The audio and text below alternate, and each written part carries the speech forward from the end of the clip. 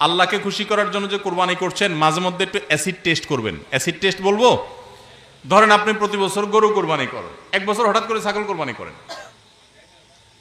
ছাগল কোরবানি করেন, আপনি বলবেন এই বছর তাহলে তো গরু গোশত দিতে পারবো না, তো আরো কয়েকটা ছাগল কিনে কোরবানি আরো বেশি করা যায়, তো একজনে একটা বেশি করলে সমস্যা নাই।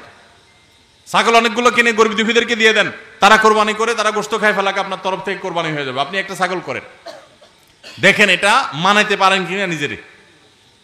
যদি কোনো অসুবিধা না হয় মানাইতে, তাহলে আলহামদুলিল্লাহ আল্লাহ শুকর আদায় করতে পারেন যে আপনার নিয়তের মধ্যে বোধহয় ভেজাল নাই।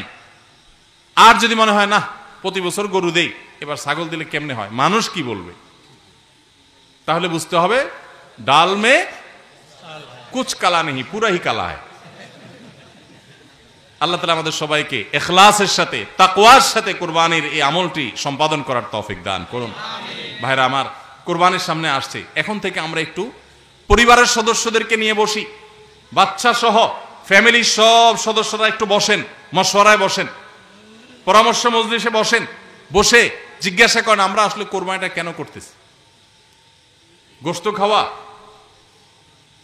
ফ্রেশ গোশত আহরণ করা, মানুষের সামনে নিজেদের মুখ উজ্জ্বল করা, কি ধান্দা, উদ্দেশ্য কি?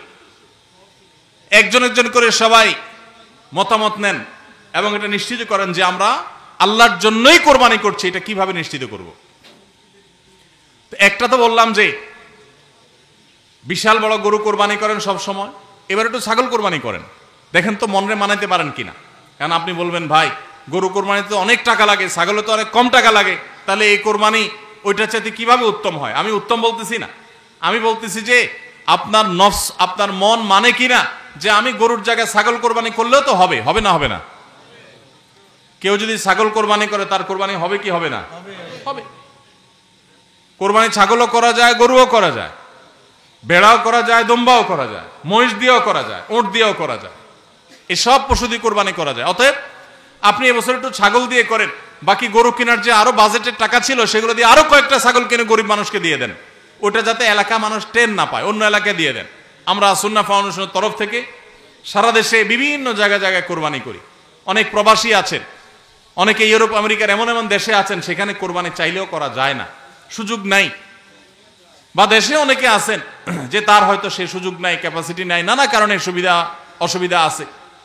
তো আমরা তাদের তরফ থেকে কোরবানি করে দেশের বিভিন্ন গরিব দুঃখীদের আপনার বাসা বাড়িতে আমরা তাদের ঘরে ঘরে গোশত পৌঁছাই দিই। তো আপনি গরুর বাজেটের টাকা দিয়ে একটা ছাগল কিনে বাকি টাকা দিয়ে এরকম ছাগল কিনে মানুষকে দান করে দেন, জবাই করে অন্য মানুষকে গোশত দিয়ে দেন, এলাকা দিলেন না, মানুষ টের পারো না, তাহলে মনকে মানাতে পারেন কিনা দেখেন। এটা হলো অ্যাসিড টেস্ট, আমি বলতেছি না সবসময়, মাঝে মধ্যে এরকম করে দেখেন যে মন মানে কিনা। যদি দেখেন যে না মন মানে, তাহলে আলহামদুলিল্লাহ ভাইরা আমার। আর একইভাবে মাঝে মধ্যে আমার কোরবানি আমি জবাই করলাম, গোশত সব দিয়ে দিলাম, ফ্রিজে খুব একটা ভরলাম না, অল্প স্বল্প রাখলাম, কারণ আল্লাহ তাআলা বলেছেন ফাকুলু মিনহা ওয়া আতি'মুল বাঈসাল ফাকির, ফাকুলু মিনহা ওয়া আতি'মুল কানি' ওয়াল মু'তার। কোরবানি গোশত নিজেও খাবো, গরিব দুঃখীকেও খাওয়াবো, যে চায় তাকেও দিব, যে চায় না আত্মীয় স্বজন তাদেরকেও দিব। অতএব মুস্তাহাব এই তিনও ভাগে ভাগ করা, কিন্তু এটা ফরজ ওয়াজিব না। তাহলে আমি পরিমাণ একটু কম রেখে বেশিরভাগই দিয়ে দিলাম, মন মানে কিনা দেখেন, মন মানে কিনা। অনেকে আছেন লামসাম সামান্য একটু দিয়া আর সব ফ্রিজে ঠেলতে ঠেলতে ফ্রিজের দরজায় লাগে না,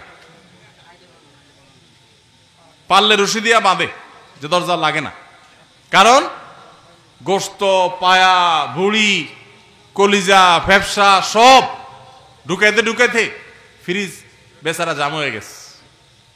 তাহলে কোরবানি কেন করতেছি? গোশতের জন্য যদি কোরবানি হয়, এই কোরবানি করবাই না, এটা ফুর্তি। কোরবানি তো ত্যাগের নাম। আপনার ভিতরে ত্যাগ কতটা আছে, ত্যাগের মানসিকতা কতটা আছে? আপনি আল্লাহর রাহে আল্লাহকে খুশি করার জন্য লাখ টাকা দিয়ে গরু কোরবানি করেন, ভালো কথা। আপনার মধ্যে আসলে ত্যাগের মানসিকতা আছে কি এটা প্রমাণ করার জন্য মাদ্রাসা, নতুন মাদ্রাসা হচ্ছে, সেখানে লক্ষ লক্ষ টাকার দরকার আছে, আপনি সেখানে 20,000 50,000 টাকা অকাতরে দিতে পারেন কিনা, এটা অ্যাসিড টেস্ট। সেখানে টাকা বাইর হয় না।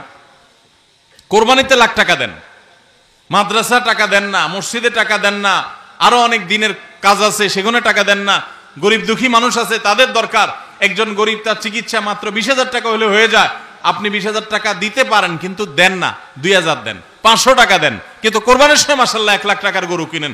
যদি আল্লাহর জন্যই হয়, স্যাক্রিফাইস যদি হয়, কোরবানিও করেন, ওখানেও দেন, কিন্তু কোরবানির সময় আসেন ওখানে নাই, তাহলে আপনার এই কোরবানিটা কি আল্লাহর জন্য হচ্ছে না নিজের জন্য হচ্ছে, আল্লাহর খুশির জন্য হচ্ছে না অন্য কোনো উদ্দেশ্য হচ্ছে? এই প্রশ্ন জোরালোভাবে আমাদের অবশ্যই রাখতে হবে। ভাইরা আমার, এর মানে আবার কেউ এটা বুঝেন না যে কোরবানি কম হোক আমরা সে চেষ্টা করব না, কোরবানি আরো বেশি বেশি করার চেষ্টা করবেন। কোরবানি যত বেশি হবে তত আমাদের সব দিক থেকে লাভ।